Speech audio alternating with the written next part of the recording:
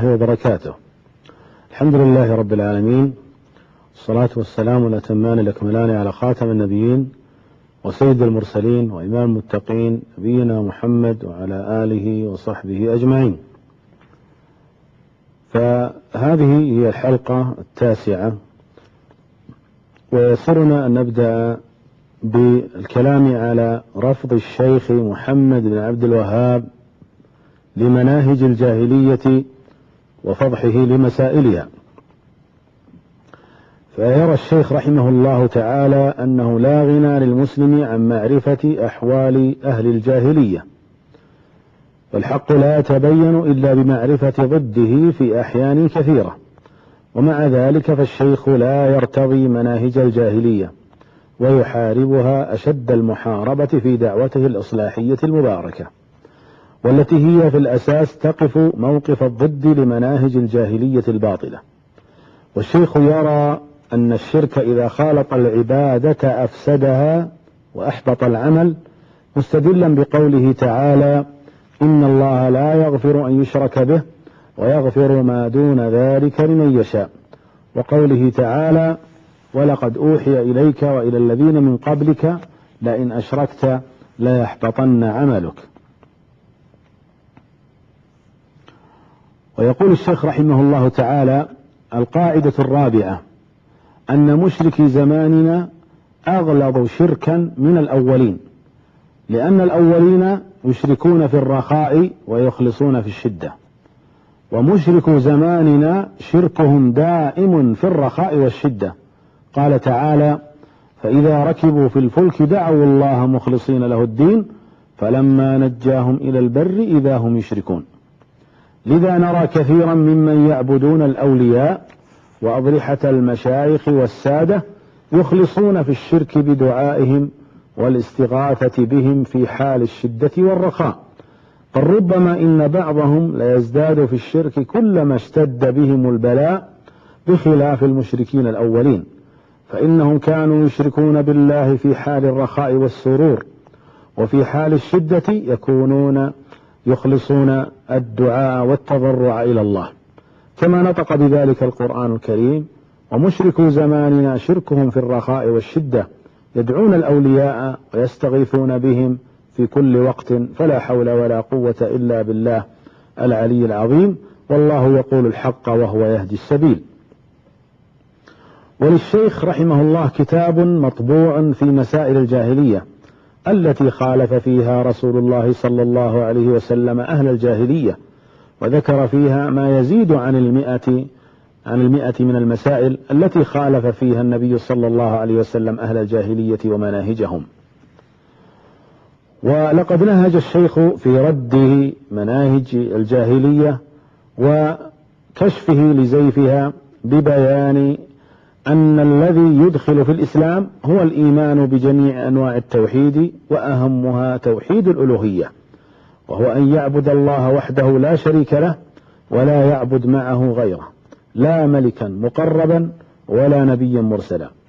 والرسول صلى الله عليه وسلم بعث وأهل الجاهلية يعبدون مع الله غيره، فمنهم من يدعو الأصنام، ومنهم من يدعو عيسى، ومنهم من يدعو الملائكة وغير ذلك، فنهاهم عن هذا كله، وأخبرهم أن الله أرسله لعبادته سبحانه وحده لا شريك له في جميع أنواع العبادة.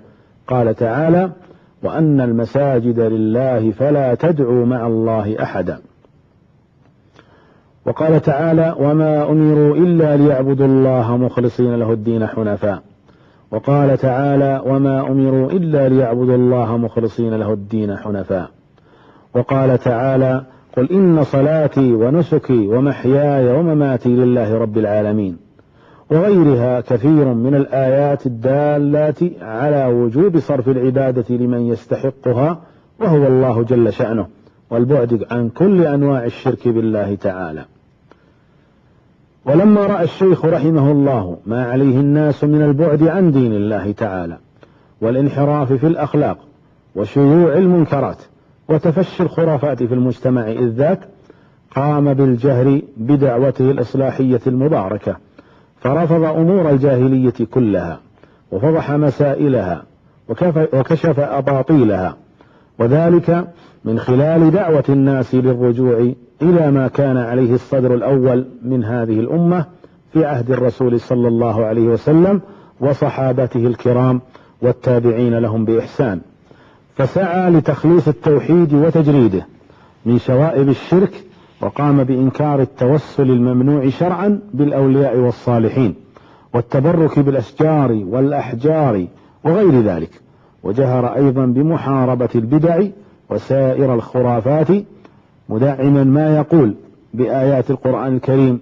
وأحاديث الرسول صلى الله عليه وسلم وأئمة وسير السلف الصالح، مظهرا كيف كانوا عليه من التمسك بكتاب الله تعالى وسنة رسوله صلى الله عليه وسلم في جميع أمورهم.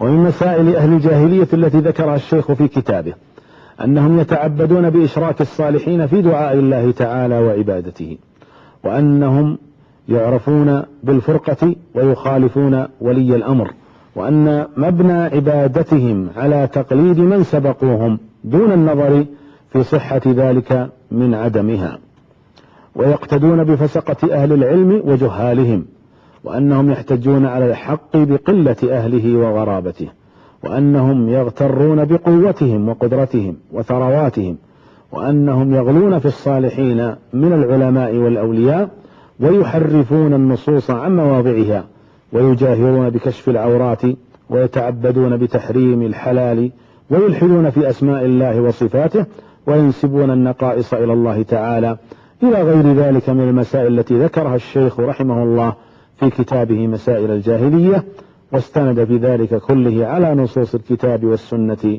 وأقوال السلف الصالح. منهج الشيخ رحمه الله في الأمر بالمعروف والنهي عن المنكر. من الشعائر الهامة في دين الإسلام الأمر بالمعروف والنهي عن المنكر، وذلك لآثاره الجليلة والعظيمة في الحفاظ على المجتمع وصيانته في إقامة شرع الله فيه وتطبيق أحكامه، وما يحصل من خلاله من حرص أفراده بعضهم على بعض بالابتعاد عن المعاصي والمنكرات والحث على فعل الطاعات والمأمورات. وقد عده الله عز وجل من الأمور التي تميزت به هذه الأمة الخيرة عن الأمم السابقة بقوله تعالى: كنتم خير أمة أخرجت للناس تأمرون بالمعروف وتنهون عن المنكر وتؤمنون بالله ولو آمن أهل الكتاب لكان خيرا لهم منهم المؤمنون وأكثرهم الفاسقون. وبين أهميته أيضا النبي صلى الله عليه وسلم فقال: مثل المدهن في حدود الله والواقع فيها مثل قوم استهموا في سفينة فصار بعضهم في أسفلها وصار بعضهم في أعلاها. والمدهن هنا من الإدهان وهو المحاباة في غير الحق. فقال عليه الصلاة والسلام: فكان الذين في أسفلها يمرون بالماء على الذين في أعلاها فتأذوا به، فأخذ فأسا فجعل ينقر أسفل السفينة، فأتوه فقالوا: ما لك؟ قال: تأذيتم بي ولا بد لي من الماء، فإن أخذوا على يديه أنجوه ونجوا أنفسهم وإن تركوه أهلكوه وأهلكوا أنفسهم. رواه البخاري في كتاب الشهادات. فشبه الرسول الكريم صلى الله عليه وسلم في هذا الحديث الاحتساب بأنه هو الذي يمنع من غرق السفينة، والتي هي هنا المجتمع. وبهذا يكون الاحتساب الأمر بالمعروف والنهي عن المنكر هو سفينة النجاة للمجتمع، والذي يحميه بإذن الله تعالى من الشرور والآثام والظلم. يقول الغزالي موضحا أهمية الأمر بالمعروف والنهي عن المنكر: هو القطب الأعظم في الدين، وهو المهم الذي ابتعث الله له النبيين أجمعين، ولو طوي بساطه وأهمل علمه وعمله لتعطلت النبوة واضمحلت الديانة وعمت الفترة وفشت الضلالة وشاعت الجهالة واستشرى الفساد واتسع الخرق وخربت البلاد وهلك العباد. فبين الغزالي الأهمية الكبرى والمصالح العظمى التي توجد وتتحقق بوجود الأمر بالمعروف والنهي عن المنكر في المجتمع المسلم.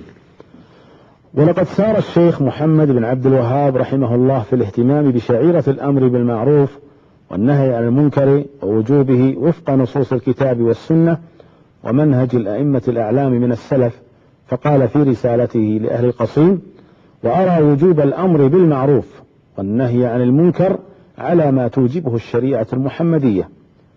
انتهى كلامه. وفي هذا التزام منه رحمه الله بنصوص الكتاب والسنة والتي توجب القيام بالأمر بالمعروف والنهي عن المنكر، ومنها قوله تعالى: ولتكن منكم أمة يدعون إلى الخير ويأمرون بالمعروف وينهون عن المنكر وأولئك هم المفلحون. وقوله تعالى: والمؤمنون والمؤمنات بعضهم أولياء بعض يأمرون بالمعروف وينهون عن المنكر. وقوله صلى الله عليه وسلم: من رأى منكم منكرا فليغيره بيده، فإن لم يستطع فبلسانه، فإن لم يستطع فبقلبه، وذلك أضعف الإيمان. ويرى الشيخ رحمه الله بأن هناك عدة شروط ينبغي الاهتمام بها عند القيام بالاحتساب على من ترك معروفا أو فعل منكرا.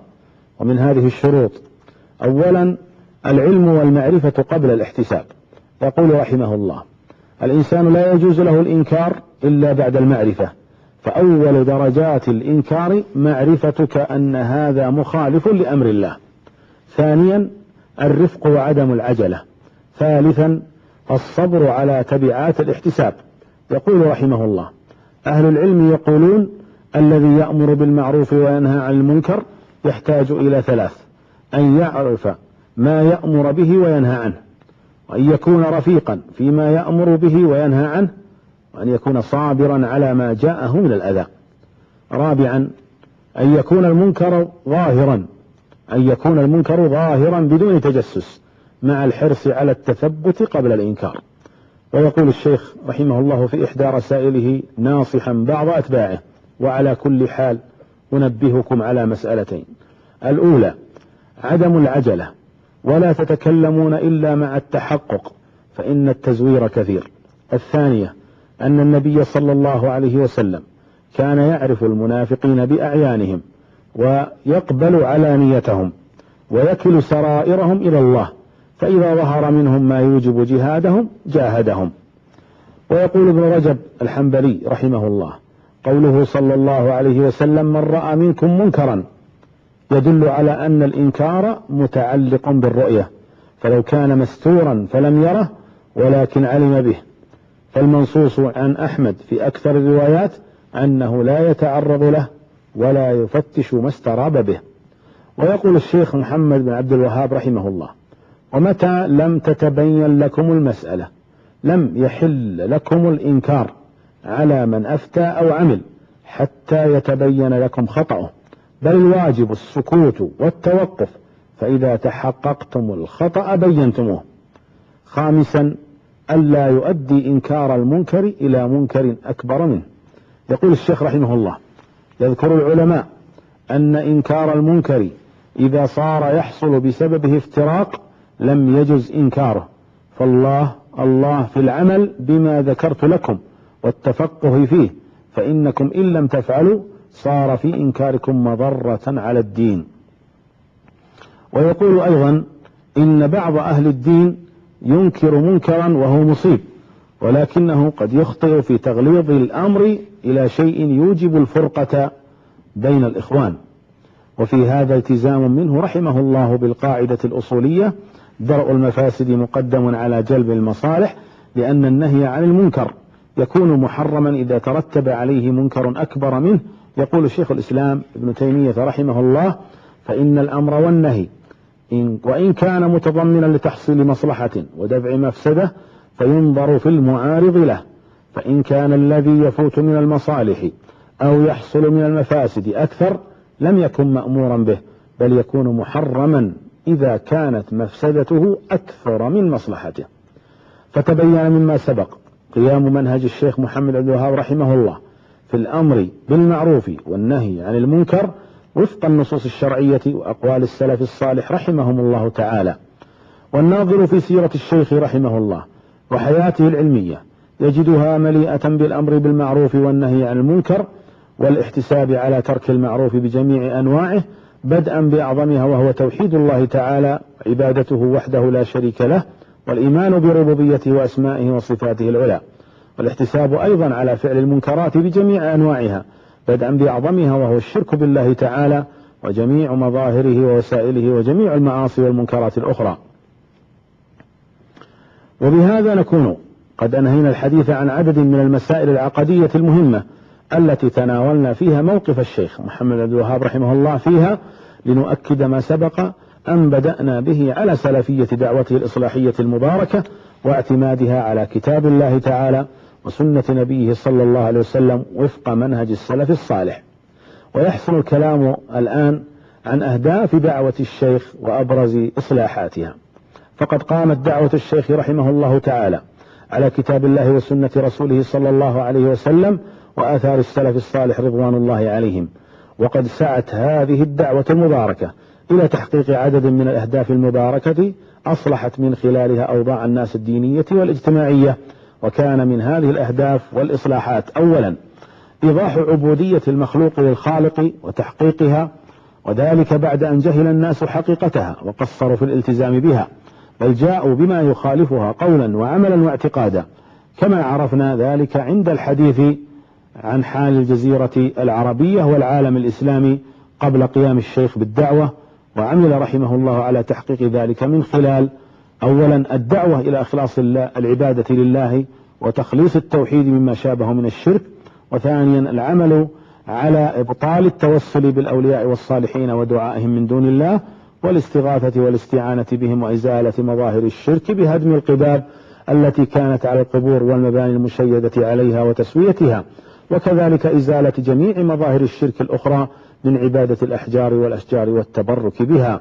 وثالثها الدعوة إلى الكفر بالطواغيت والإعراض عن عباداتهم، وأن كل ما عبد من دون الله وهو راض بذلك فهو طاغوت.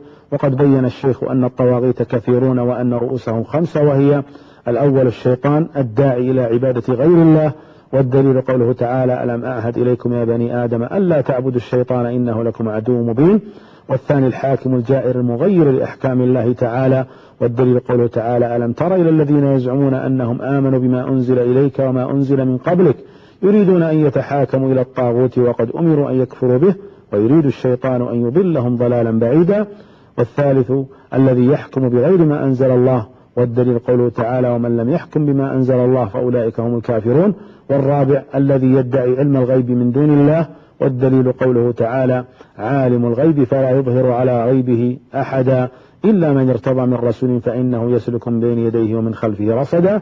أما الخامس من هذه الطواغيت الذي يعبد من دون الله وهو راض بالعبادة، والدليل قوله تعالى ومن يقل منهم إني إله من دونه فذلك نجزيه جهنم كذلك نجزي الظالمين. ورابعا نبذ البدع والخرافات، وذلك لكونها إحداثا في دين الله تعالى مما لم يشرعه الله تعالى ورسوله صلى الله عليه وسلم، وقد جاء التحذير من البدع والتنفير منها في نصوص متعددة من الكتاب والسنة. يقول الشيخ رحمه الله نهانا رسول الله صلى الله عليه وسلم عن البدع في دين الله ولو صحت نية فاعلها. ثانيا الاهتمام بالمجتمع المسلم من الناحيتين التعليمية والتنظيمية وغيرهما، وقد سلك الشيخ رحمه الله لتحقيق ذلك من خلال العناية بتعليم العامة من حاضرة وبادية رجالا ونساء أصول دينهم ودعوتهم إلى ذلك بالحسنى من خلال دروسه وخطبه ورسائله، والاهتمام بالمتعلمين والعناية بهم وتأصيل منهج التعليم عندهم لترسيخ العلم في نفوسهم وزيادة الوعي في أهمية التعليم والدعوة. يقول الشيخ رحمه الله فإنا نبين لكم أن هذا هو الحق الذي لا ريب فيه، وأن الواجب إشاعته في الناس وتعليمه للنساء والرجال. ويقول رحمه الله مبينا الواجبات التي ينبغي الالتزام بها: وجوب اتباع سنة رسول الله صلى الله عليه وسلم وترك البدع وإن اشتهرت بين أكثر العوام، وليعلم أن العوام محتاجون إلى كلام أهل العلم من تحقيق هذه المسائل ونقل كلام العلماء، فرحم الله من نصر الله ورسوله ودينه ولم تأخذه في الله لومة لائم. ثانيا العمل على جمع شمل المسلمين بعد التفرق وإطفاء نيران الظلم والفتن بينهم وإزالة الأحقاد والضغائن المترسبة في نفوسهم، وتم ذلك بفضل الله ثم بالاتفاق المبارك مع الإمام محمد بن سعود رحمه الله، الذي جمع الله شمل المسلمين في الجزيرة العربية تحت زعامته ومن ثم ذريته من بعده. ثالثا، إقامة دين الله تعالى بين عباده بالطرق الموصلة إلى ذلك، وقد سعى الشيخ رحمه الله لتحقيق هذا الهدف من خلال عدة أمور. الأمر الأول وهو الأمر بالمعروف والنهي عن المنكر، حيث تولى الشيخ بنفسه القيام بالاحتساب في جميع مراحل دعوته، وفي ذلك يقول: وأنا صاحب منصب في قريتي مسموع الكلمة، وألزمت من تحت يدي بإقام الصلاة وإيتاء الزكاة وغير ذلك من فرائض الله، ونهيتم عن الربا وشرب المسكرات. انتهى كلامه. وحينما استتب الأمر في الدرعية نظم الاحتساب، فأصبح له رجاله المعنيون له، بالإضافة إلى المحتسبين المتطوعين من أفراد المجتمع. وأما الأمر الثاني فهو الحكم بما أنزل الله وتطبيق الحدود الشرعية، فقد بذل الشيخ جهده في إقامة حكم إسلامي يلتزم بالشرع المطهر في كل مجالات الحياة، سواء حينما كان الشيخ في العيينة قبل خذلان ابن معمر له، أو بعد استقراره في الدرعية التي أصبحت عاصمة الدولة الإسلامية فيما بعد. وقد برز تطبيق الحدود الشرعية في العيينة عندما نفذ حد الرجم على المرأة المحصنة المقرة به، ثم في الدرعية بصورة دائمة، وجميع بلاد الدولة السعودية بعد ذلك. ورابع هذه الأمور رفع راية الجهاد في سبيل نشر دين الله وإزالة الشرك والبدع، أولا باللسان والحجة والبرهان، ثم بمقاتلة الخصوم المعتدين الذين سيروا جيوشهم لمحاربة الدعوة في الدرعية، بعد ذلك والوقوف ضد الدعوة وإقامة العقبات في طريقها. ويحسن الكلام أيضا في هذه المحاضرة عن مراحل دعوة الشيخ رحمه الله.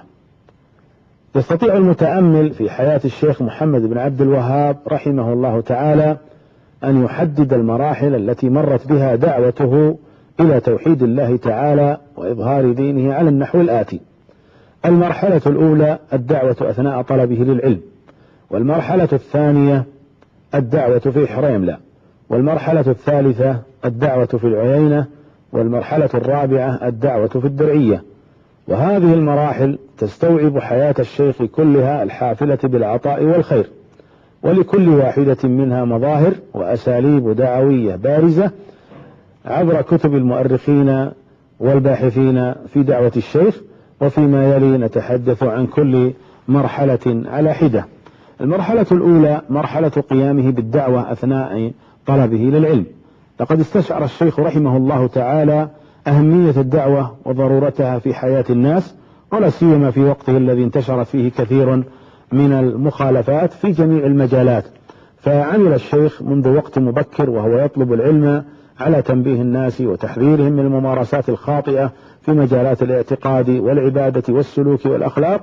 ونستطيع تحديد هذه الفترة ابتداء من سفره لطلب العلم في مكة والمدينة، مرورا بالعيينة والبصرة والأحساء، وانتهاء بوصوله إلى حريملة. وهذه المرحلة مرتبطة برحلاته العلمية، وأبرز مظاهرها ما يلي: إدراك الشيخ لحال الأمة السيء ولا سيما في بلده، وانزعاجه من هذا الواقع وتذمره منه، وانشغال فكره بمحاولة إصلاحه. ثانيا التحاور مع مشايخه وبخاصة في المدينة حول الشركيات والبدع القائمة وطرق إصلاحها. ثالثا تنبيهه لبعض المسلمين تجاه ما يحصل منهم من أمور مخالفة للدين. ورابعا إنكاره الأمور الشائعة المخالفة للدين، وبخاصة ما له صلة بالعقيدة، ولا سيما ما هو قائم عند قبر النبي صلى الله عليه وسلم. وخامسا إنكاره على الرافضة وغيرهم من الفرق بما كانوا يعملونه من ضلالات في البصرة. وسادسا رده على الشبهات التي كان يثيرها خصومه بخاصة الرافضة في البصرة. وكان الأسلوب الذي سلكه الشيخ في هذه المرحلة هو أسلوب الدعوة بالحكمة والموعظة الحسنة والمجادلة بالتي هي أحسن. وقد لقي الشيخ في آخر هذه المرحلة وهو في البصرة مضايقات شديدة من المخالفين له اضطرته لترك البلدة والانتقال منها، وقد ذكرنا ذلك بشكل واضح عند الحديث عن نشأة الشيخ ورحلاته العلمية. إلى هنا نقف عند نهاية هذه الحلقة، وإلى الحلقة القادمة نكمل بإذن الله. إلى ذلك الحين نستودعكم الله، السلام عليكم ورحمة الله وبركاته.